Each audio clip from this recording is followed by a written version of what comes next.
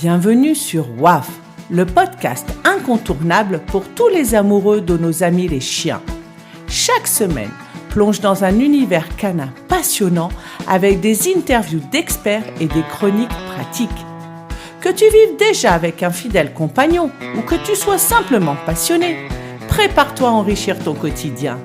Allez, c'est parti pour ta dose de bonheur canin avec ce nouvel épisode de WAF. Aujourd'hui, je t'emmène à la rencontre de Tatiana Brebion, sapeur-pompier professionnelle, membre du groupe spécialisé cynotechnique et également fondatrice de Dog Feeling, son entreprise d'éducation canine.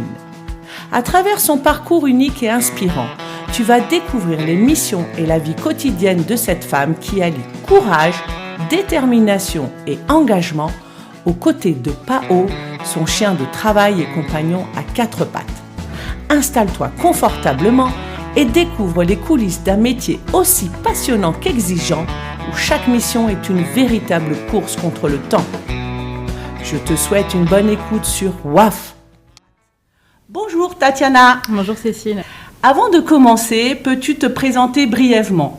Oui, bien sûr. Alors, moi j'ai 42 ans, j'habite à Belin-Bellier en Gironde et donc je suis sapeur-pompier professionnel dans ce même département. Et je fais partie des équipes cynotechniques. Voilà, ça fait environ une douzaine d'années que je travaille avec les chiens maintenant. Et voilà, c'est toujours un plaisir. Super. Alors, est-ce que tu peux nous expliquer déjà, pour commencer, ce qui t'a amené à quitter le domaine de la décoration d'intérieur, parce que je crois que tu as fait des études de décoration d'intérieur, pour t'engager ensuite chez les pompiers ?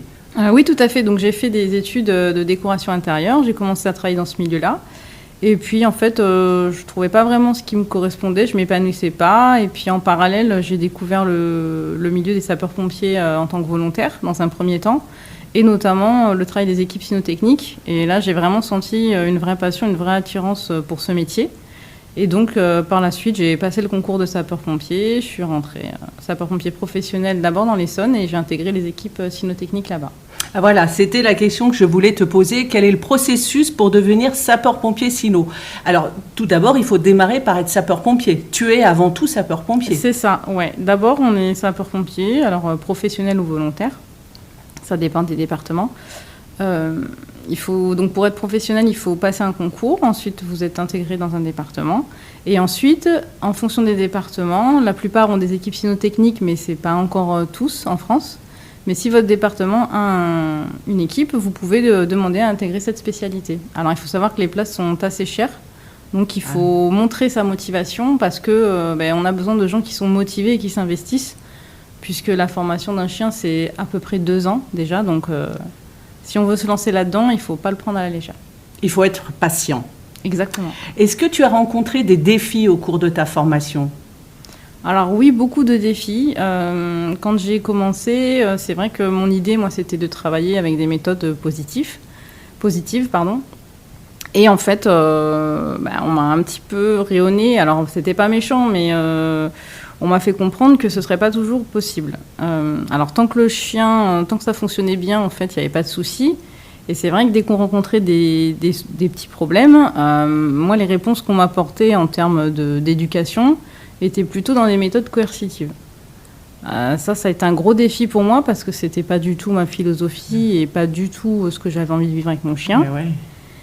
Mais malheureusement, avec la pression, le regard des autres, c'est vrai que je me suis forcée à appliquer ces méthodes, chose que je regrette encore aujourd'hui, mais bon, c'est fait, il faut l'assumer. Et par contre, pour rien au monde, je ne reviendrai en arrière. Voilà, donc j'ai utilisé ces méthodes. Ça a détruit la relation que j'avais avec mon chien à l'époque. Qui est Awax, c'est ça ? Qui est Awax, voilà, ouais, que tu as toujours. Voilà, qui est toujours de ce monde, qui a 12 ans maintenant, un petit papy, mais toujours en forme. Ouais. Et donc c'est vrai qu'à l'époque, ça a été très compliqué. On ne se comprenait plus du tout avec mon chien, et puis c'était pas du tout, moi, la relation que je voulais. Ouais. Et du coup, j'ai contacté une amie qui était aussi à l'époque chez les sapeurs-pompiers, qui avait aussi fait partie des équipes cynotechniques et qui, elle, en plus, était éducatrice à côté et travaillait en méthode positive. Et donc, je l'ai contactée et on a refait un point sur la relation que j'avais avec Awax. On a tout repris et voilà. Et ensuite, ça a été très bien. Ça m'a, moi aussi, donné envie, du coup, d'en savoir plus sur le comportement des chiens et de vraiment me former à ces méthodes qui sont formidables.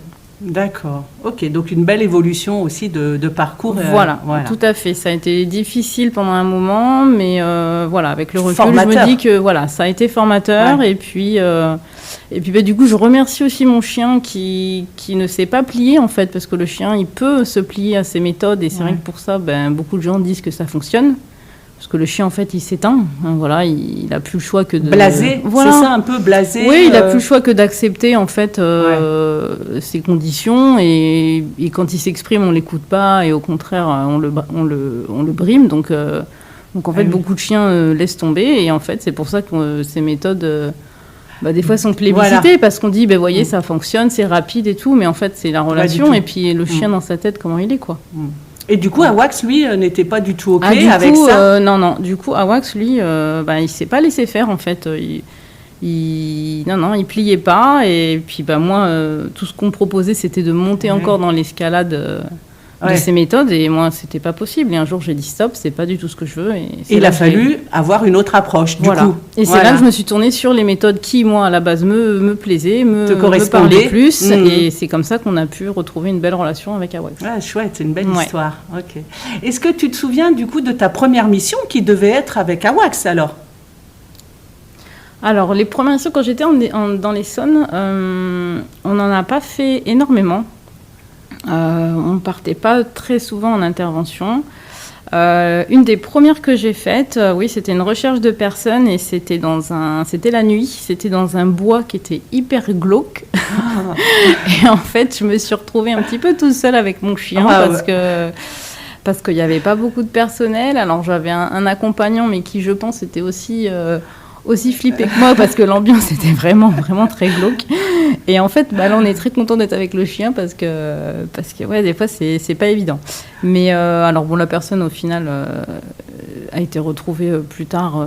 Je sais plus trop, mais il n'y avait rien de grave. Mais c'est vrai que c'était la première impression. Je me suis dit, oulala, c'est pas dans quoi est-ce que je me suis engagée, c'est ça ? C'est ça. Jeter dans le grand bain direct. C'est ça, voilà. Ouais. C'était assez particulier. Même mon collègue qui s'était formé avec moi à l'époque, il a eu le même ressenti. Il s'est dit, c'est assez étrange. Ouais. Le bois était très bizarre et c'était un peu lugubre, quoi, on va dire. Mais bon. Du coup, une fois que tu avais affronté ça, après, ça allait, quoi. Le reste, c'était bon. Ouais, c'est génial. Et quelles sont les missions les plus courantes pour une sapeur-pompier cynotechnique ? Justement, c'est la recherche de personnes égarées, c'est ça ? C'est en ça que consiste le métier ? Tout à fait. Alors, pour la partie cynotechnique, nos missions, ça va être la recherche de personnes égarées. Donc, ça peut être une personne qui est partie en forêt. Ça peut être, on fait aussi de la recherche de personnes immergées. Donc, une personne qui est potentiellement dans un lac, dans un cours d'eau. D'accord. Et après, tout ce qui est recherche de personnes ensevelies. Donc là, ça va être sous des décombres, par exemple. Ça peut être un glissement de terrain, ce genre de choses. Des ouvriers qui vont se retrouver piégés dans une tranchée, par exemple, des choses comme ça. D'accord. Tout ce qui est, en fait, où la personne est recouverte par quelque chose. Et c'est là qu'on va demander au chien de localiser la personne. D'accord, ok, très très bien. Est-ce que tu peux nous décrire une journée type de travail avec ton chien ? Alors, les journées type, donc nous, maintenant, je suis en Gironde, donc notre temps de travail, en fait, est réparti. Je fais la moitié du temps en caserne normale, où je fais les opérations classiques de sapeur-pompier, et l'autre partie du temps pour la cynotechnie, qui elle-même est divisée en semaines d'astreinte et en entraînement. D'accord. Et donc, une journée d'entraînement... Donc c'est avec le reste du groupe. On se retrouve sur un lieu défini. On s'entraîne un petit peu partout en Gironde. Donc on se retrouve le matin. On prend un petit café, on discute un peu. Est-ce que les chiens vont bien, tout ça. Et puis ensuite, comme on est assez nombreux parfois, on fait des petits groupes parce qu'on travaille le pistage. Et c'est vrai que c'est une activité qui est un petit peu chronophage. Il faut aller poser les pistes, il faut laisser poser, il faut s'organiser. Donc si on est trop nombreux, ça peut être compliqué de passer tous les chiens correctement. Donc on va préparer tous les exercices qu'on a à préparer et puis on s'adapte. Parfois il y a des jeunes chiens, donc il y a d'autres types d'exercices. On fait aussi de la quête, il y a des exercices d'obéissance. Il y a tout un programme, tout un cursus comme ça. Et en fait on s'adapte en fonction des profils de chiens qui sont présents ce jour-là. D'accord, donc ça prend quand même pas mal de temps l'entraînement du chien. Alors, l'entraînement du chien, ça prend beaucoup de temps, surtout, on va dire, les 2 premières années, qui sont les années de formation, où en fait, il faut avoir du temps à dégager en dehors des entraînements qui sont prévus. Ah oui, en plus pour l'éducation notamment, tout à fait, tout à fait, l'éducation, même un petit peu de recherche. C'est vrai que ça prend beaucoup de temps et il y a beaucoup de temps personnel qui est demandé à un jeune conducteur cynotechnique. D'où, faut vraiment le faire par passion, quoi. Sinon. Voilà. C'est pour ça qu'on est assez exigeant dans les recrutements et que souvent, c'est bien que les personnes se présentent avant, en fait, dans leurs unités, parce qu'on a besoin de connaître la personne vraiment plus que simplement dans son métier, on va dire. Il faut voir si elle est vraiment passionnée, voir si elle pourra s'investir. Il faut étudier un petit peu sa vie de famille aussi, parce que il y a vraiment ce côté qui prend beaucoup de temps et il faut être conscient de ça. C'est une question après, justement. Et toi, Tatiana, comment est-ce que tu t'entraînes psychologiquement ou émotionnellement et physiquement pour ce métier qui est exigeant, parce que... Alors, on marche beaucoup. D'accord. Ça arrive qu'on fasse des recherches qui durent assez longtemps. On marche en forêt, donc pas forcément sur les chemins, c'est à travers les parcelles. Donc des fois, c'est vrai que c'est un peu compliqué l'évolution. Il faut suivre le chien, il faut être attentif à ce qu'il fait en même temps. Donc il faut être à la fois concentré, faire attention où on met les pieds. Pareil quand on est sur du décombre. On ne s'engage pas quand on veut. Il y a toute une équipe autour, notamment ceux qui font le sauvetage des blêments. On travaille avec eux, c'est eux qui nous disent si on peut s'engager ou pas. Donc il faut être vraiment concentré, il faut être attentif à tout. Faire attention à quelque chose qui pourrait s'effondrer. En même temps, il faut surveiller son chien, voir les attitudes qu'il a, bien l'observer, savoir le lire. Donc ça demande beaucoup de concentration. Ouais. Et tu as une préparation spécifique pour ça, ou c'est dans ta nature de toute façon Après, je pense que ça se travaille aux entraînements déjà. D'accord. Nous, quand on s'entraîne, on fait ce qu'on appelle des mises en situation professionnelles, en fait. Donc, on recrée, on va dire, des petites missions où la personne, le conducteur, il y a plusieurs personnes cachées, ou une, ou zéro, on ne sait pas. On envoie le chien sur le décombre et c'est à nous de voir ce que le chien nous dit, s'il détecte une personne, s'il n'y a pas, arriver à analyser, localiser. Donc, tout ça, on le travaille... On se met en condition. On se met en condition réelle, le plus réelle possible. Oui, pour être prête. Pour être prête, sachant que l'opérationnel, ça reste quand même quelque chose de particulier, parce qu'il y a en plus le stress derrière. Oui, je vais t'en parler. Comment est-ce que tu le gères, ça, le stress ? De toute façon, le stress, on sait qu'il sera là. Donc, l'idée, c'est que le chien soit ultra performant aux entraînements. Parce qu'on sait que nous, le stress qu'on va pouvoir avoir sur intervention... le chien le ressent. Tout à fait. Et que du coup, en fait, on risque de perdre un petit peu de qualité d'aboiement, par exemple. Donc ça, on le sait, qu'un chien qui va super bien aboyer sur un décombre à l'entraînement, par exemple, sur une vraie intervention, ça peut être un grattage, par exemple, ça peut être des aboiements, mais plus timides. Il peut y avoir une petite perte de qualité de ce côté-là, et donc là, c'est à nous. Dû au stress du conducteur. Dû au stress ambiant. C'est une ambiance particulière quand même. D'accord. Et ça, le chien le ressent. Donc ça, c'est vraiment notre rôle de conducteur, de savoir lire notre chien, de bien le connaître. Et pour identifier ce qu'il nous dit, en fait. D'accord. Et tu parlais de pistage tout à l'heure, justement. Tu peux nous expliquer un petit peu les techniques que tu utilises ? Alors, tu as le pistage, le questage ou pas ? Et est-ce que tu peux expliquer aux auditeurs un petit peu la différence entre ces techniques, s'il te plaît ? Questage et pistage, ça va être pour la recherche de personnes égarées. Et donc, le questage, si tu veux, pour faire simple, tu vas prendre, par exemple, un secteur donné. On va te définir un secteur de recherche. Donc, ça peut être une parcelle de bois, par exemple. Et en fait, ton rôle, c'est de t'assurer que ton chien soit allé partout sur cette parcelle. Et en fait, lui, ce qu'on lui demande, c'est de détecter une odeur humaine, n'importe laquelle, de la remonter, donc de remonter jusqu'à la source, jusqu'à la personne, et d'aboyer pour nous prévenir. Pour informer. Voilà, pour informer. Donc, nous, il y a une technique de conduite, souvent enlacée, pour être sûr que le chien soit passé partout. On va favoriser le fait de s'engager face au vent, évidemment. Nous, notre but, c'est de lui faciliter la tâche. Voilà. D'accord. Et ensuite, c'est nous, en tant que humains, avec notre regard d'humain et notre connaissance de qui on recherche, parce que le chien peut prendre, si tu veux, un monsieur qui serait parti aux champignons, lui, il va remonter l'odeur, il va l'aboyer, et puis nous, quand on arrive, on voit que c'est pas la personne qu'on recherche. C'est pas la personne égarée en question. Ça, c'est pas grave, on félicite le chien parce qu'il a quand même fait le travail, et ensuite, on fait ce qu'on appelle une relance, en fait. Voilà. Donc, on lui dit, allez, ok, c'est bien, mon gamin, mais on continue à chercher, et le chien repart, et voilà. Jusqu'à ce qu'il trouve une autre personne ou la personne. Voilà, éventuellement, la personne. Voilà. Donc ça, c'est la quête. C'est un peu comme de la chasse, en fait. D'accord. Au final, c'est le chien qui va chasser, on peut dire, l'odeur humaine. Et il n'y a pas d'odeur de référence. Hein. Non, voilà, là, il n'y a pas d'odeur de référence. C'est pour ça que le chien il remonte toute odeur humaine qu'il va trouver sur un secteur. Voilà. Et après, tu as le pistage, ou la piste, où là, par contre, on fait sentir une odeur de référence, qui va être un vêtement ou un objet de la personne, bien imprégné de son odeur. Et là, on demande au chien de rechercher que cette odeur. Donc souvent, ça va être la trace au sol. Voilà, d'accord. Voilà. Donc pour ça, il nous faut un point de départ. C'est-à-dire qu'il faut un endroit où la personne a été vue, on est sûr qu'elle a été vue à cet endroit. Ouais, pour que le chien puisse repartir d'une zone où on sait que la personne est passée. Et après, c'est à lui de nous indiquer la direction qu'elle a prise et puis de suivre la trace jusqu'à remonter la personne. D'accord. En pistage, le chien est en longe, alors qu'en questage, le chien est en liberté. Hein. Oui, c'est bien tout ça, à fait. Ouais. D'accord. Est-ce que tu as des évaluations régulières du binôme de toi, Tatiana, et de Pao, du coup oui. Alors, comment ça se passe? Alors, c'est tous les ans. Tous les ans? Oui, tous les ans, on est réévalué. Donc, en général, on commence à les faire sur le dernier trimestre.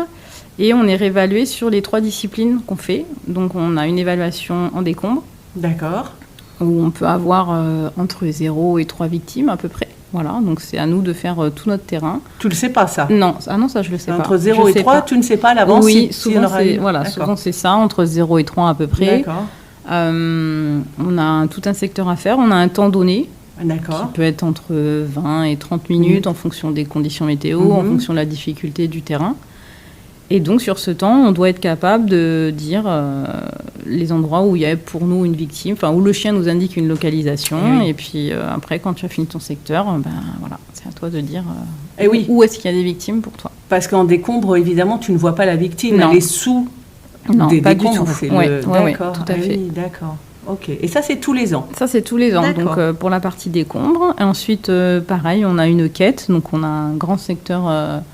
en forêt à couvrir avec une victime quelque part qu'on doit trouver et on a une piste.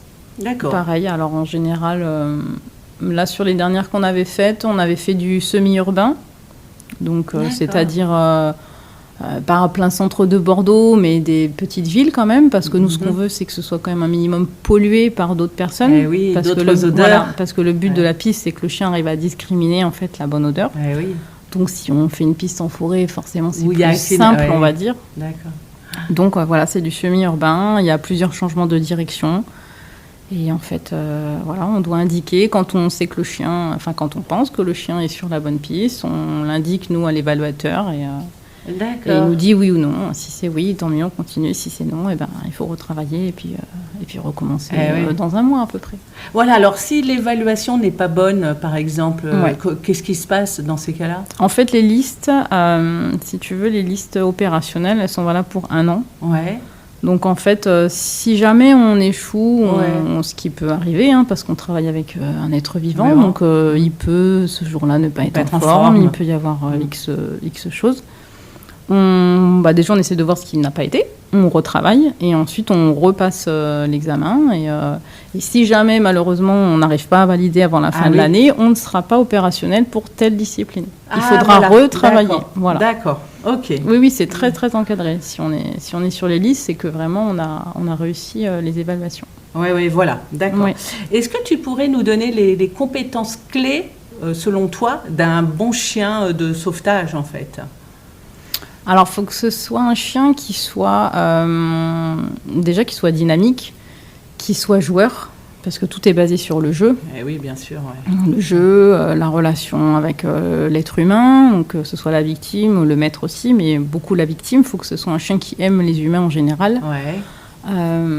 Donc, dynamisme, être joueur. Il faut qu'il soit pugnace aussi. Parce que c'est des disciplines qui demandent beaucoup d'efforts physiques, beaucoup de concentration au chien, et donc en fait il faut qu'il ait cette ténacité en fait dans la recherche, quoi. Ouais. Et mental aussi, non? Oui, voilà, c'est ça. Mentale, hein, tout à fait, ça. oui. Ouais. Et tout ça c'est lié à la motivation. Il faut arriver à développer la motivation du chien pour le jeu. On peut utiliser de la nourriture aussi, c'est très très motivant. Et voilà, tout est basé vraiment sur ce jeu, cette motivation, pour que le chien, quoi qu'il arrive, malgré la fatigue, malgré la chaleur, malgré tout ce qu'il peut y avoir autour, ait envie, que cette envie soit plus forte d'aller retrouver sa victime. Alors c'est une question que j'allais te poser un peu plus loin, justement, comment est-ce que tu fais pour garder la motivation de Pao ou d'Awax avant? Donc c'est par le jeu. Oui, c'est beaucoup par le jeu. Après, les chiens, ils sont aussi sélectionnés pour ça. Ouais. Nous, on travaille avec différentes races. On a du berger allemand, on a du malinois, on a du border collie, du labrador. Donc, tu vois, c'est que des chiens de travail, même.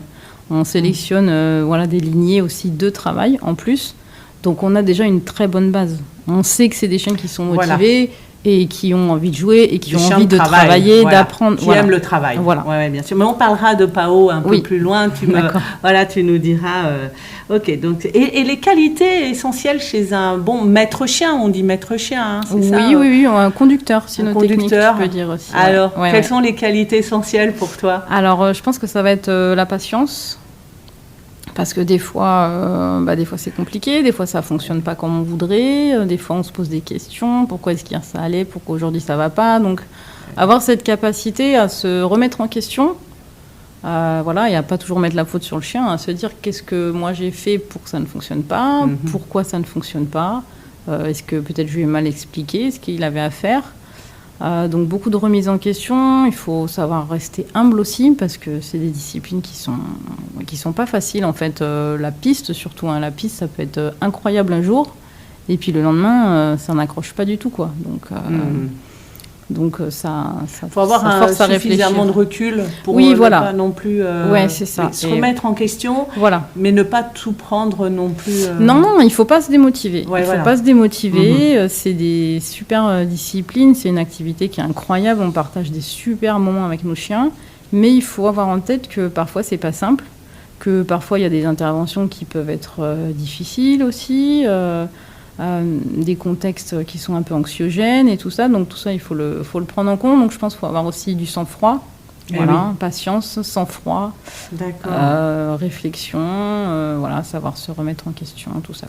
Et bien justement, ça me fait penser à une question, Tatiana, c'est comment est-ce que tu gères, tu vois, cette discipline stricte que tu dois avoir avec ton chien qui est un chien de travail, et en même temps le lien affectif que tu as avec lui. Tu vois, c'est pas ambigu, ça se gère correctement? Pardon. Écoute, non, moi ça se passe bien en fait. Depuis que je suis en méthode positive en fait. Les soucis que j'ai eus, c'est quand c'était avec des méthodes coercitives au départ avec Awax. C'était là que c'était compliqué parce qu'en fait, clairement, il avait le droit de rien faire, entre guillemets, attention, je veux pas non plus trop noircir le tableau, mais c'est vrai que c'était compliqué parce que, alors il fallait pas jouer avec lui en dehors des entraînements, il fallait pas parce qu'on pensait à l'époque que ça allait... donc s'il avait ce qu'il voulait en fait en dehors, il ne travaillerait plus sur le terrain. Alors qu'il ne tient pas du tout, quoi. Parce que... Non, écoute, moi j'ai jamais été confrontée à ça, quoi. Après, il y a des gens qui pensent que voilà, le chien ça va être juste pour le travail et puis en dehors. Il y en a encore? Ouais, il y en a encore un petit peu. Après, honnêtement, moi je trouve que ça a bien évolué quand même en quelques années. De toute façon, tu le vois même sur les réseaux et tout, les méthodes positives. Alors c'est pareil, attention, il faut pas tomber dans l'extrême du tout positif. On est d'accord. Je suis pas en train de cautionner le fait que le chien peut faire ce qu'il veut et tout. Non, c'est pas du tout ça. Mais c'est que les chiens sont assez intelligents pour comprendre ce qu'on attend d'eux, sans être obligé de mettre de la force, de mettre de la pression psychologique ou physique. Honnêtement, ils sont vraiment capables de tout comprendre si on leur explique bien, quoi. Donc en fait, voilà, depuis que je suis repassée sur des méthodes positives, déjà j'ai retrouvé une relation avec mon chien parce que j'en avais plus. Clairement, c'était fermé, quoi. Je voyais bien qu'il était... ça allait plus, quoi. Tu vois, il y avait vraiment quelque chose qui était cassé. Cassé, c'est le mot. Non, mais c'est vrai, c'est vrai. Puis c'est dur, franchement, ça fait mal au cœur, quoi. Et moi, je pense aussi que La base, c'est la relation que tu as avec ton chien, de toute façon. Oui, parce que même si... Alors, c'est sûr qu'il faut qu'il soit fou de la victime, mais après, c'est aussi le rôle, du coup, de moi-même ou de mes coéquipiers, parce qu'on travaille ensemble. C'est nous, entre nous, qui formons les chiens les uns des autres, puisque c'est nous qui faisons le rôle de victime. Ouais. Donc, c'est à nous aussi d'être, entre guillemets, une bonne victime, quoi.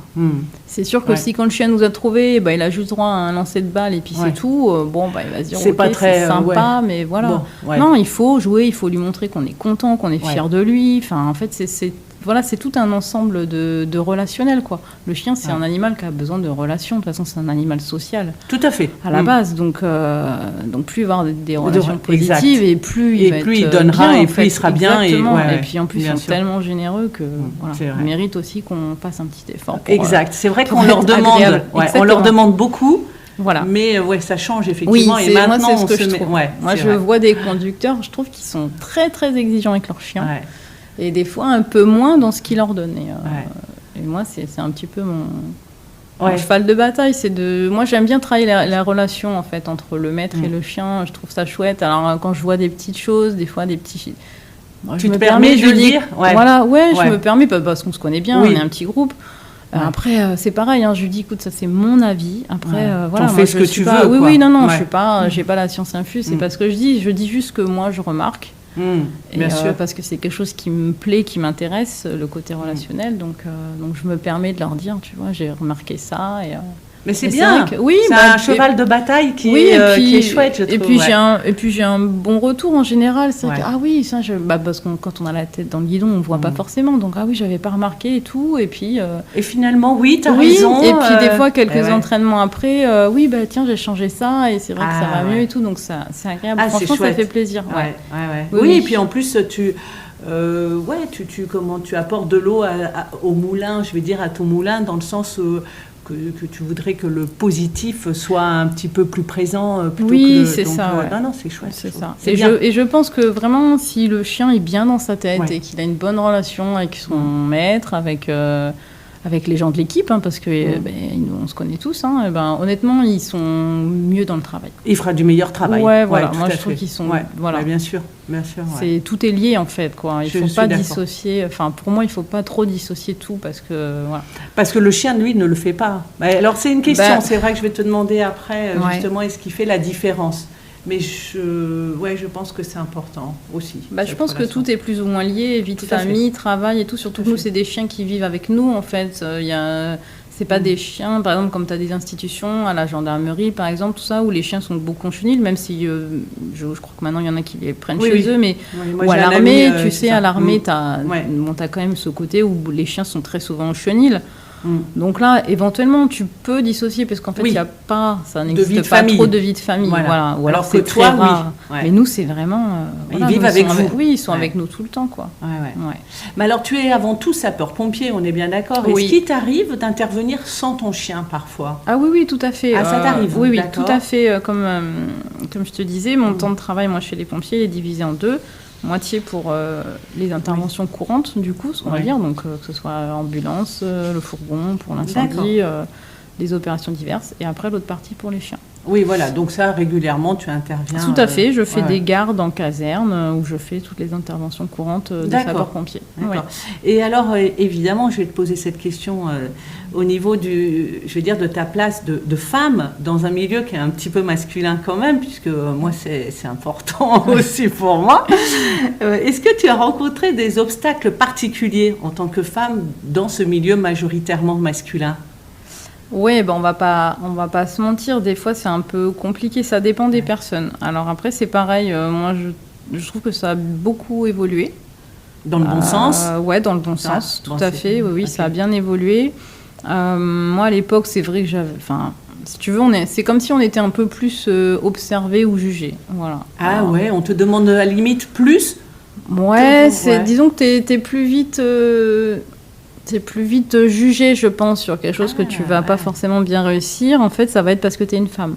Forcément, tu vois. Voilà, donc là, il y a un préjugé qui... Oui, après, tu sais, quand tu arrives dans un milieu d'hommes, tu t'y attends un petit peu aussi. Il faut pas se voiler la face. On sait que c'est un milieu d'hommes à la base.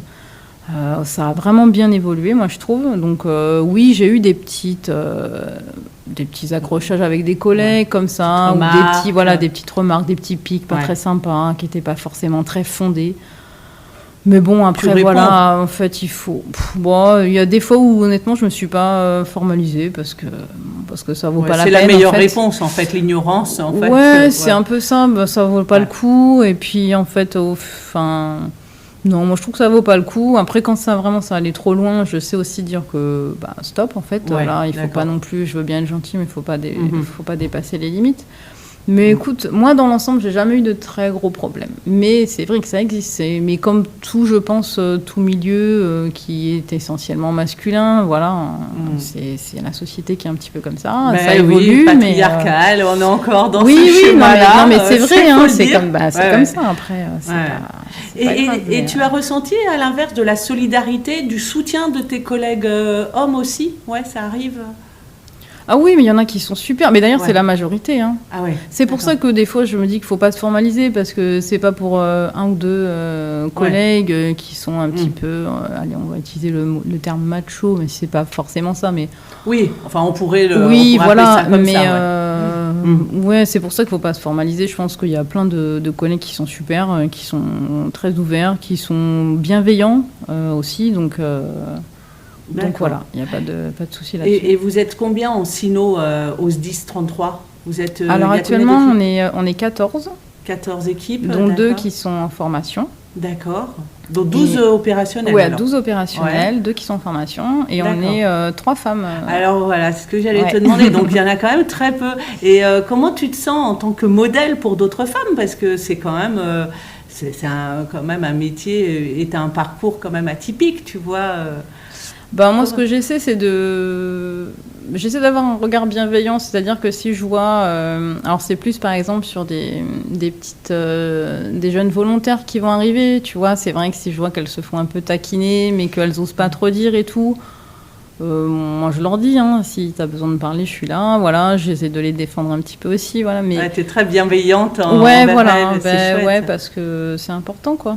Oui, mais tu es un modèle. Hein, je peux te le dire. Tu es un modèle pour certaines. Ouais, je sais pas. C'est clair. C'est vrai. Modèle, c'est le mot. Mais j'essaie de faire de mon mieux. Mais après, ça, c'est comme tout le monde. Hein, des fois, tu peux mettre à côté aussi. On reste humain, hein, mais... Mais non, il y a une... Après, moi, j'ai jamais eu de pareil de souci avec de collègues féminines. Ça s'est toujours très bien passé, donc... Et tu n'aurais pas plus de conseils à donner à une jeune femme qui veut rentrer chez les pompiers Sino qu'un homme? Je veux dire, c'est la même chose. Non, c'est pareil, ouais. Qu'elle s'accroche, mais... oui, c'est pareil. Il faut... on va demander la même chose, en fait. Hein. Donc, oui. Non, au contraire, il faut pas... Je pense qu'il faut pas faire de... Justement, c'est ça, c'est qu'il faut pas faire de différence, en fait. Oui, bien sûr. Au niveau des épreuves, c'est la même chose, hommes et femmes. Il y a pas de... Ouais, nous, de toute façon... Alors, nous, c'est juste un entretien. D'accord. Un entretien où... alors, moi, j'y suis... Enfin, c'est pas moi qui l'ai fait. Hein, c'est notre conseiller technique et conseiller technique adjoint. Et puis, d'autres officiers et puis personnel de l'encadrement administratif. D'accord. Mais oui, c'est basé sur un entretien. Donc après, ça, je ne peux pas trop t'en dire plus. Mais Bien sûr. Alors, je sais que ton compagnon Cyril, qui est un ancien membre de la BSPP, pour ceux qui ne le savent pas, c'est la Brigade des sapeurs-pompiers de Paris. Donc lui, évidemment, il comprend parfaitement ton métier, logique. Mais qu'en est-il des autres membres de ta famille? Puisque Cyril, lui, il comprend. Mais voilà, qu'est-ce qu'on pense? Comment est-ce qu'ils perçoivent ton métier, tes proches? Je pense qu'ils sont assez fiers. Mes parents, je sais qu'ils sont fiers. Ils sont fiers de ça. Ils aiment beaucoup mes chiens aussi. Ils m'ont toujours soutenu et encouragé, hein, de toute façon, dans ça. Même quand au début, c'était pas... Au début, c'était un peu... Quand je leur ai dit que je voulais être pompier, ils se sont dit, oulala.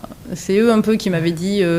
oui, sinon la décoration c'est bien parce que c'est pas mal quand même. Ils s'inquiétaient peut-être un peu de ça parce que je voulais aussi, j'aime beaucoup aussi les chevaux. Ouais. Et c'est vrai que j'avais hésité à m'orienter dans le milieu du cheval, qui est aussi un milieu un peu compliqué. Voilà. Je le connais bien aussi. Voilà, et donc c'est eux qui m'avaient dit, tu sais, autant avoir un bon métier là, et puis après tu fais ta passion à côté et tout ça. Mais bon, au final, ils t'ont soutenu. Puis oui, ils t'ont soutenu voilà, quand même, au final, je pense. Ah oui, des conseils soutenu, de parents. Ça, y a pas de souci. Oui, voilà, des conseils parents, bienveillants. Voilà, en fait, bienveillants, mais après ils sont là. Mais après, non, il n'y a pas de souci. Des fois, ils sont là pour même me les garder, alors qu'ils sont quand même pas faciles à gérer. Donc, ils sont toujours là. C'est cool. C'est super. Et comment arrives-tu à équilibrer justement ta vie professionnelle exigeante et ta vie perso? Dans la vie perso, ça se passe bien, puisque, comme tu disais, Cyril est de ce milieu-là aussi. Voilà. Donc il comprend la présence des chiens. On a également son chien ami, César, qui est aussi à la maison. Qui vit avec vous, donc, en fait, on en a 3. Comment ça se gère, ça? Bon, ça va. On a de la chance parce qu'ils s'entendent bien. Voilà, il n'y a pas de souci. Alors après, c'est 3 gros chiens, 3 bergers allemands, donc ça prend de la place. Et des chiens à caractère quand même. Voilà, il faut s'organiser. Mais après, moi, pas au travail, donc pas au niveau de ses besoins, il n'y a pas de souci. À Wax, il a 12 ans, c'est un petit papy, donc on lui fait encore faire des fois des petits exercices. Parce qu'il aime ça. Voilà. Et César, le chien. César aussi, on lui fait faire des petites choses. Ils sont super contents, mais non, après c'est plus une logistique et une organisation. Par exemple, quand on part en vacances, en week-end, tout ça. Là c'est un petit peu plus. Enfin, il faut gérer, disons. Il faut s'organiser, quoi. Sinon, le reste, l'équilibre vie perso et vie pro, ça se passe très bien. Ça se passe bien, oui, parce que il sait que je travaille, ça peut être les week-ends. Oui, mais il le connaît, tout ça, de toute façon. De toute façon, oui, parce qu'il l'a vécu, donc il sait comment ça se passe, quoi. D'accord. Et est-ce que Pao, je voulais savoir, réagit à ton uniforme, par exemple, ou à ton équipement de travail? Ça peut être un harnais, je ne sais pas si c'est un rituel. Et est-ce que tu as un équipement particulier pour tes missions, d'ailleurs? Oui, alors on a une tenue, donc on a la tenue classique des sapeurs-pompiers, qui est bleu marine quand on est en caserne. Et quand on est en tant que spécialiste cyno, on a une tenue différente. C'est un pantalon rouge et puis le polo en haut. D'accord. Et oui, effectivement, quand le matin je m'habille et que je mets ce pantalon rouge, Pao tout de suite il est super content parce qu'il sait qu'on va à l'entraînement. Et, il réagit. Il est conditionné à ça. Il est conditionné à la sonnerie du téléphone d'astreinte. Quand je suis d'astreinte et que le téléphone de l'astreinte sonne pour un départ, il est comme un fou parce que il a associé en fait cette sonnerie avec le départ. Et, donc lui, il est tout heureux, quoi. Lui, il est super content. Mais ils comprennent tout, de toute façon. Et lui, il a un matériel, un équipement, disons, particulier, Pao? Par exemple, un harnais, une clochette. Enfin, tu vois, moi, avec Tao, je mets une clochette. Alors on conditionne, c'est surtout pour différencier les différentes disciplines. D'accord. Pour la quête, il a un harnais avec une clochette. Parce que comme ils sont en libre et que des fois ils ont un très très gros détachement, ils peuvent aller très loin. Nous, ça nous permet de les suivre à l'oreille, en fait. Voilà, de savoir où est-ce qu'ils sont et de pouvoir les suivre un petit peu comme ça. D'accord. Et après, pour la piste, c'est ce qu'on appelle un butcher. Donc c'est une espèce de... C'est une sangle, en fait, qui part du collier, qui passe sous le ventre du chien. Ah d'accord, je ne connais pas. Je te montrerai à l'occasion, si tu veux. Et donc en fait c'est des harnachements différents en fait, et lui, si tu veux, ça le met un petit peu en fait en condition, il sait un petit peu ce qu'il va faire. En fonction du harnais clochette, ça va être le questage. D'accord. Donc il réagit, tout à fait. Dès qu'ils entendent la clochette, même quand je suis souvent c'est l'hiver quand il y a la saison de chasse. T'entends t'as des chiens avec des clochettes. Et alors, si je suis en forêt et qu'ils entendent la clochette, ils me regardent. L'air de dire. Ils ont l'air outrés, genre, comment ça, il y en a un qui cherche et pas nous. Alors que ce sont des jeunes chasseurs, c'est pas mais c'est vrai que c'est très rigolo parce que tu vois tout de suite que dans leur tête. Il leur manque la parole, c'est tout. Ah oui, c'est sûr. C'est tout. C'est chouette. Comment est-ce que tu fais, toi, Tatiana, pour te détendre après une mission difficile et pour détendre ton chien? Ça vous arrive, j'imagine, des missions difficiles. Alors, de toute façon, quand on a fini un engagement, un passage, en fonction de la durée et tout ça, on va les mettre au repos. Enfin, on va leur donner à boire, on va s'occuper d'eux, vérifier si sur du décombre, on vérifie qu'ils ne soient pas blessés au niveau des coussinets, par exemple. On peut rincer les yeux s'il y avait beaucoup de poussière, des choses comme ça. Enfin, on fait un petit check-up général, en fait, de voir l'état du chien. Donc, on prend le temps de se poser 2 minutes. Ensuite, on le remet en caisse, qu'il soit tranquille. Nous, on fait toujours attention à ce que les véhicules soient à l'ombre, dans un coin un petit peu à l'écart, tu vois, pour qu'ils soient tranquilles. Au calme, voilà, ouais, exactement. d'accord. Et ensuite, on les laisse se reposer comme ça, mais après, ils récupèrent très vite. Et après, les détentes, ça va être plus des balades sur les jours de repos. Et toi aussi, par la même occasion, voilà, du coup, tout à fait. Ah bah oui, mais moi, la balade en forêt avec mes chiens... Avec tes chiens, et t'es heureuse. Voilà, tu récupères. Exactement, tout à fait. Ouais, c'est très, très ressourçant. À la plage, quand on peut y aller aussi. Et oui, t'es pas très loin. Ouais, c'est vrai. Donc ça, c'est chouette. Et toi, tes objectifs ou aspirations professionnelles dans les années à venir, tu en as un petit peu ou... Alors, continuer à évoluer dans la spécialité, éventuellement former un 3e chien quand Pao arrivera sur ses 7 ans à peu près. Là, il en a 5. Oui, tu veux éventuellement reprendre oui, si je continue. L'idée, c'est d'avoir toujours un chien opérationnel, parce que sinon... voilà. Rester en sino, quoi, de toute façon. Oui, voilà, rester en sino. Après, là, parallèlement, je me suis formée en tant qu'éducatrice canine, donc je vais aussi faire de l'éducation canine à côté. Voilà, super. Tout a été organisé. J'ai demandé l'autorisation SDIS et tout ça, ça a été accordé, donc ça c'est top. Et du coup, je vais faire un petit peu d'éducation canine à côté, et toujours dans l'idée de... Voilà, moi, ce qui me plaît, c'est vraiment la relation. Et d'aider les gens à avoir la meilleure relation possible. C'est vraiment ce qui me tient à cœur. Et ce qui te motive, mais c'est chouette. Voilà. Alors, pour Pao, c'est le jeu. Pour toi, c'est d'avoir que le conducteur et le chien aient la meilleure relation. C'est ça. C'est quand je vois le conducteur et son chien qui sont contents, que le conducteur est fier de son chien, que ça se passe bien. Là, t'es heureuse. Cool. Quoi. Ça me fait plaisir. Mais alors, t'es toute jeune, mais tu te vois jusqu'à la retraite en sino, ou t'as une idée de reconversion ou pas? Non, pas pour... Non, écoute, pour l'instant, continuer dans la cynotechnie. Peut-être éducatrice aussi. Développer à côté ça. Ça reste dans le chien, de toute façon. Oui, voilà. Ça reste dans le chien. Et justement, quand un chien prend sa retraite, quelle est la procédure? Tu vois, tu peux peut-être nous parler du cas d'Awax, puisque ton loulou qui a 12 ans maintenant, comment ça s'est passé, en fait? Alors, c'est un âge, en fait, on dit. Alors, il n'y a pas forcément, il y a une tranche d'âge, on va dire, à peu près, entre 8 et 10 ans, à peu près. Ça dépend de l'état de santé du chien, de son envie, tout ça. D'accord. Nous, ce qu'on fait, c'est que quand notre chien opérationnel arrive sur ses 7 ans, à peu près, on reprend un chiot et on commence à le former tout de suite. Ce qui fait que quand le chien opérationnel a 9 ans, le chiot normalement arrive en fin de formation, il peut commencer à prendre le relais. Ce qui nous permet en fait de diminuer progressivement avec notre vieux chien, on va dire, en lui faisant faire les interventions un peu plus faciles, pour éviter qu'il se fatigue trop. Et en fait, on diminue comme ça progressivement. L'idée, c'est de ne pas arrêter du jour au lendemain, parce que c'est dur pour eux, quoi. Bien sûr. Et en fait, ça se fait... moi, ça s'est fait progressivement avec Awax, c'est-à-dire que il y avait des matins où je voyais qu'il n'était pas super motivé. Donc, tu veux rester là, ok, je laissais là. Puis il y a des fois où, par contre, il voyait que je m'habillais, il voulait absolument venir. Et là, tu le prenais. Et puis, tu vois, ça s'est fait. Et maintenant, je le prends une fois de temps en temps, voilà. Il est content, il dit bonjour à tout le monde, on lui fait une petite piste, il est trop content. Et puis c'est un papy, mais n'empêche qu'il a... Mais l'idée, c'est que ce soit progressif, en fait.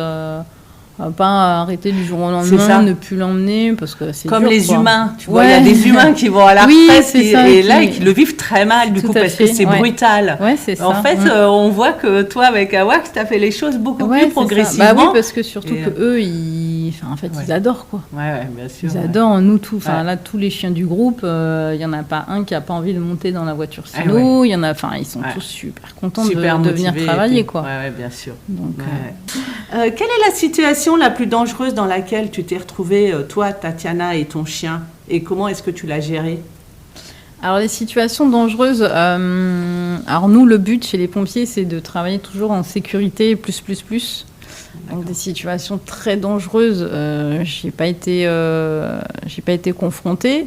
Mais après, il y a des situations qui peuvent être un peu complexes à gérer. Par exemple, quand on va faire une piste et qu'on se rapproche d'une route passante, on ne peut pas forcément stopper toute la circulation. Donc c'est vrai que c'est assez compliqué. Il faut gérer le flux de voitures, il faut gérer en même temps regarder le chien, ce qui fait tout ça. La sécurité du chien. Donc bon, on est toujours accompagné. Hein, de toute façon, on s'engage jamais tout seul. On a toujours un ou deux accompagnants avec nous, un membre de la gendarmerie par exemple, un collègue qui sont là pour veiller aussi à notre sécurité. Mais ouais, c'est plus les bords de route, les choses comme ça. Et puis après... c'est quand tu fais du décombre, hein, parce que même si, pareil, tout est sécurisé, t'es pas à l'abri qu'il y ait d'une plaque instable, voilà, qu'il y ait un suraccident, qu'il y ait des choses comme ça. Voilà, c'est déjà arrivé. Alors, bon, ça s'est bien terminé, il n'y a pas eu de souci, mais oui, c'est des choses qui peuvent arriver. Même si, alors, tout est mesuré, hein, évidemment, mais bon, ça, voilà, tu ne prévois pas, par contre, ça. Non, non, c'est compliqué. Alors, il y a beaucoup de choses qui sont mises en place. Comme je te disais, le sauvetage des blêments est là. Eux, ils sont spécialistes de ça, justement. Donc, ils observent. De sécuriser avant, en fait. D'observer, en fait, le bâtiment et de voir qu'est-ce qui menacerait de s'effondrer. Si c'est le cas, de stabiliser et tout ça. Mais après, voilà, c'est... T'es pas à l'abri.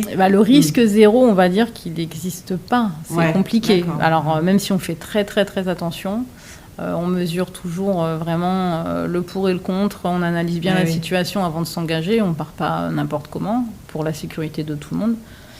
Mais voilà, c'est un peu les deux situations. Et ce stress-là, tu le gères correctement ? Ouais, ça fait partie de ton métier Oui, et puis tu sais quand même que tu n'es pas tout seul de toute façon. Hein, c'est la force des pompiers, c'est qu'on est en équipe et qu'il y a beaucoup de moyens quand même. Moi, j'ai totalement confiance quand on fait des entraînements avec, par exemple, les équipes du Grimpe et qu'on est suspendu dans le vide. C'est eux qui ont géré tout. J'ai totalement confiance en ce qu'ils font. Quoi. Vaut mieux. Ah oui, c'est sûr, tu me diras mieux. Non, mais voilà, on travaille avec des gens qui sont compétents. Et toutes ces compétences, d'accord, sont donc on sait qu'on est bien entouré, on sait qu'on peut se reposer sur les collègues à côté. Voilà. Donc, c'est chouette. Qu'est-ce qui te procure le plus de satisfaction dans ton métier ? Alors, forcément, le but ultime, c'est de retrouver une personne, si possible vivante. Donc, ça, c'est formidable. Alors, il faut savoir que ce n'est pas tous les conducteurs cynotechniques qui auront cette chance. Voilà. Malgré le nombre de sorties que vous faites. Malgré le nombre de sorties qu'on fait, oui, tout à fait.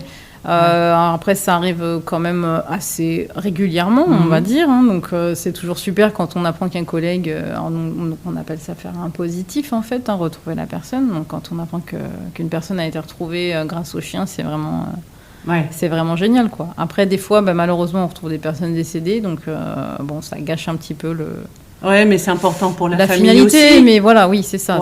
C'est ce qu'on se dit, tout à fait. Et le chien, lui, ne fait pas de différence lorsqu'il retrouve une personne alors si il faut en fait, tant que tu n'as pas vu ton chien face à un cadavre, en fait, tu peux pas trop savoir comment il va réagir.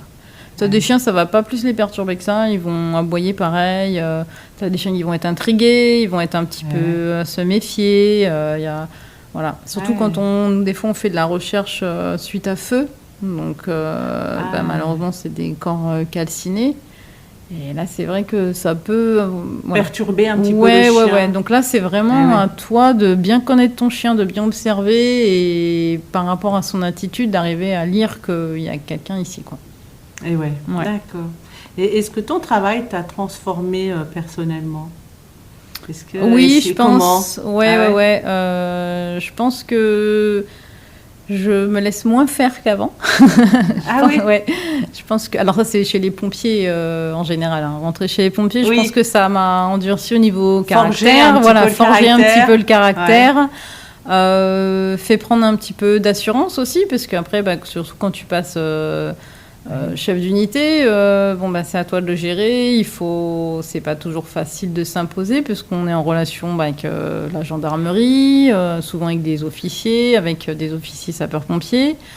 Moi, je suis que caporal-chef, donc c'est vrai que c'est des fois un peu compliqué d'arriver de dire coucou, c'est moi le chef d'unité. Je les vois, ils regardent mon grade, ils doivent se dire tiens, c'est bizarre. Bon, Mais après, quand on discute et après, quand il voit que voilà, que je sais un minimum de quoi je parle et que je veux faire mon travail correctement et tout ça, en général, ça se passe bien. Oui, ouais. oui.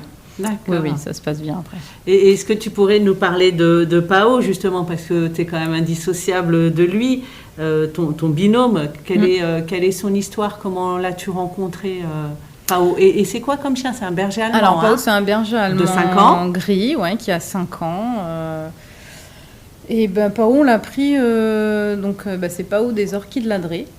Son élevage, c'est les Orchides Ladrées. C'est un très bon élevage. On avait déjà plusieurs chiots de cet élevage qui travaillaient très très bien.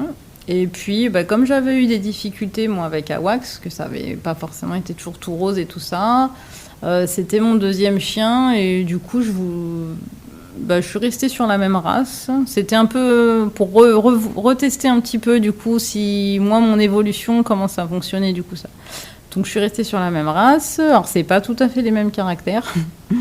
mais voilà, c'est un petit chien que j'ai donc été chercher à l'élevage quand il avait ses 8 semaines. Voilà, donc on a fait connaissance avec toute la fratrie. On a joué un peu avec eux. On a pu discerner un ou deux chiots qui étaient plus avec des caractères qui nous plaisaient. Et puis, après, il faut faire un choix. Et puis après, c'est au feeling, en fait. Hein. Ouais. Voilà, donc ce petit bout-là, ça matchait bien. Et puis voilà, il est reparti avec moi. Ah, c'est génial. Particulièrement au sujet de votre relation avec Pao, comment est-ce que tu la qualifierais? De fusionnelle, je sais pas. Ouais, on est assez proches. Je sais qu'il est très proche de moi. Moi aussi, on pourrait dire que ça peut être fusionnel, ouais. Après, Pao, c'est un chien qui est plein d'énergie. C'est un chien qui est très câlin. Il est très demandeur de câlin. Et puis, moi, ce que je veux, c'est que mes chiens se sentent... comment te dire? C'est qu'ils se permettent de me demander des choses, en fait. Moi, je veux pas un chien robot. Je veux vraiment avoir une relation avec mon chien. Et donc, c'est marrant parce que Pao, il communique beaucoup, en fait, avec moi. Ou même avec Cyril. Est à l'aise. Oui, donc même avec Cyril. Tout à fait. Ouais. Mais c'est un chien qui est marrant parce que vraiment... Expressif. Oui, très expressif. Et puis, il communique beaucoup. Tu vois, tu regardes la télé, il vient, il se plante devant toi, il te fixe, là. Et puis selon sa tête, je sais si c'est parce qu'il veut aller faire pipi, je sais si c'est parce qu'il veut un câlin. Enfin, c'est vraiment... voilà, lui, il n'hésite pas à communiquer, en fait. Et ça, c'est chouette. C'est chouette. Cool. Quel conseil donnerais-tu à une personne qui souhaite devenir sapeur-pompier cyno? De bien se renseigner déjà sur la spécialité, de venir aux entraînements, voir un petit peu comment ça se passe. C'est ouvert les entraînements? On peut demander, oui. Alors nous, il faut être sapeur-pompier. Ah oui, voilà. On ne peut pas demander... d'accord. Moi, c'est plus rare, on va dire. Ah oui, d'accord. Mais en tant que sapeur-pompier, ils peuvent venir avec nous aux entraînements, il n'y a pas de souci. D'accord. Donc venir se présenter, déjà faire connaissance avec l'équipe, avec nous, parce que nous, comme ça nous permet de voir comment la personne est avec les chiens. Lui, ça lui permet de voir si vraiment ça lui plaît ou pas.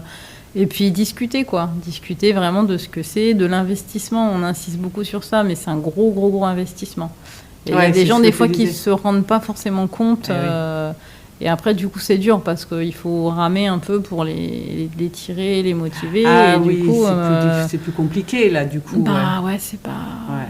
Et mais alors, tu es obligé de passer sapeur-pompier avant d'être en cyno, ou tu peux rentrer directement en sapeur-pompier cyno? Non, tu es d'abord sapeur-pompier.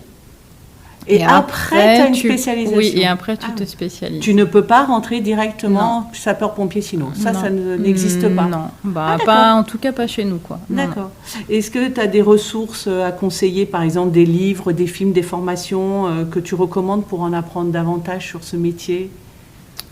Bon, après, si les gens s'intéressent à tout ce qui est guide opérationnel, cynotechnique et tout ça, c'est en libre consultation sur le site du ministère de l'Intérieur. D'accord. On peut les télécharger et tout, si les gens veulent s'intéresser. Et après, alors en livre et tout ça, c'est pas évident comme spécialité à décrire dans un livre. Ça existe sur le pistage, il y a des livres qui sont pas trop mal. Mais si les gens s'intéressent à ça, ils peuvent aller en faire en loisir aussi, avec leurs chiens. Voilà. D'accord. Il y a beaucoup maintenant Oui, alors ce qu'on appelle le man trailing oui, notamment. voilà, quoi. bah, c'est ça, Ouais. c'est du pistage, ni plus ni moins. Ouais. Mais Oui. ça peut être sympa parce qu'il y a il y a de tout, c'est comme tout, partout. mais Bien sûr. mais il y a des très bons éducateurs qui font des trucs très sympas et Tu vas peut-être le faire, toi. Tu vas peut-être faire une branche. ouais, c'est possible que j'en fasse un petit peu en loisir, ouais, pourrait si plaire, ça intéresse les gens, ouais, avec plaisir, Bien ouais. sûr. Toujours dans le but de faire plaisir aux chiens de toute façon. C'est ça, Ouais. c'est ton but ultime. Mais c'est bien, moi, alors là, je partage 2000% ton opinion. Ouais. Non, mais c'est chouette. Mais écoute, Tatiana, moi, je pourrais passer encore des heures à t'écouter, parler de ton joli métier, de ta relation avec tes chiens. Mais bon, toute bonne chose ayant une fin, nous allons devoir terminer cette interview. Cependant, avant de conclure, j'aimerais te demander 2 choses, s'il te plaît. Est-ce que tu as un modèle, une personne, une citation, une philosophie de vie qui t'inspire, que ce soit dans ton domaine ou pas ? Alors oui, moi j'ai plusieurs personnes dans le monde du chien qui m'ont fait évoluer, notamment, je pense que je peux la citer, Christelle Herbulot, qui est qui est au sud de Paris.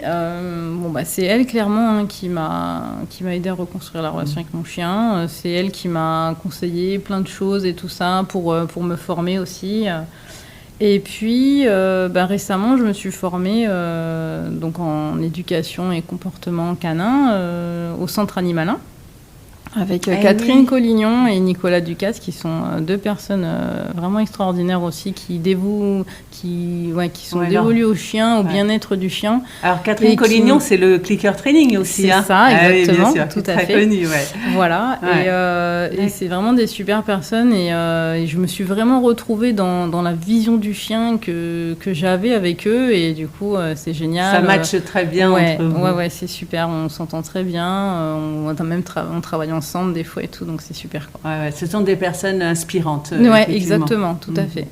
Et la deuxième chose, c'est est-ce que tu souhaiterais partager des informations aux auditeurs que nous n'avons pas encore abordées ? Écoute, je pense qu'on a déjà balayé pas mal de choses. Après, ça n'a pas forcément de rapport du coup avec le métier de sapeur-pompier, mais pour les gens qui ont des soucis avec leurs chiens, n'hésitez pas à aller voir des éducateurs à vous faire aider, parce que des fois, il ne faut pas grand-chose, en fait, pour envenimer une situation qui peut s'arranger en un rien de temps. Et on peut vraiment avoir une super belle relation avec son chien. C'est tellement formidable. Voilà. Et c'est pour ça que c'est dommage. Des fois, il y a des binômes, tu vois, qui se ratent. Et moi, c'est ça que je trouve triste, parce que ça m'est arrivé, en fait. Et que... Oui, mais tu as rectifié le tir. Oui, voilà. Oui, mais tu vois, c'est ça. Et en fait, c'est ça que j'ai envie d'apporter aux gens maintenant, et qu'il ne faut pas qu'ils se découragent. Et demander de l'aide, tout simplement, parce qu'il y a des... Parfois, il manque pas grand-chose, en fait, pour sauver. Exactement. Et c'est tellement et après, beau, c'est quoi. tellement enrichissant, la relation avec un chien. Ça apporte tellement de choses que, voilà. C'est surtout ça que je voudrais dire aux chiens. Ouais. Aux gens. Pas aux chiens, aux gens. Le lapsus. Et moi, je pense qu'effectivement, des gens qui n'ont pas vécu avec des chiens, c'est ce que je pense, ils loupent quelque chose. Oui, après, tout le monde est différent, mais c'est vrai que moi, j'ai du mal à concevoir ma vie sans chien. Je suis d'accord. Je redoute le jour où je serai trop vieille ou trop en mauvaise santé pour plus en avoir, parce que ça va être compliqué. Mais attends, t'en es pas là, oui, t'as ça le va, temps. j'ai un petit peu de temps encore. Mais en tout cas, je te remercie infiniment d'avoir partagé ta passion et ton expérience avec nous aujourd'hui, Tatiana. Vraiment. Le lien que tu entretiens avec tes chiens, Pao et Awax, et avec César, celui de Cyril, mais ta détermination et ton parcours sont vraiment inspirants. Et grâce à toi, du coup, nous en savons maintenant beaucoup plus sur le métier de sapeur-pompier Silo. Donc, merci pour ton temps et je te souhaite le meilleur à venir. Merci Cécile. Au revoir Tatiana. Au revoir. Je te remercie d'avoir écouté cet épisode de WAF et j'espère que tu y as pris beaucoup de plaisir. Si tu as aimé, laisse un avis. Et n'hésite pas à partager le podcast avec tes amis ou d'autres passionnés de chiens. Pense aussi à t'abonner pour ne manquer aucun des prochains épisodes remplis d'histoires captivantes et de conseils pratiques. Et bien sûr, un petit clin d'œil à tous nos chiens qui enrichissent nos vies de 1001 façons. À la semaine prochaine! pour de nouvelles aventures canines sur WAF.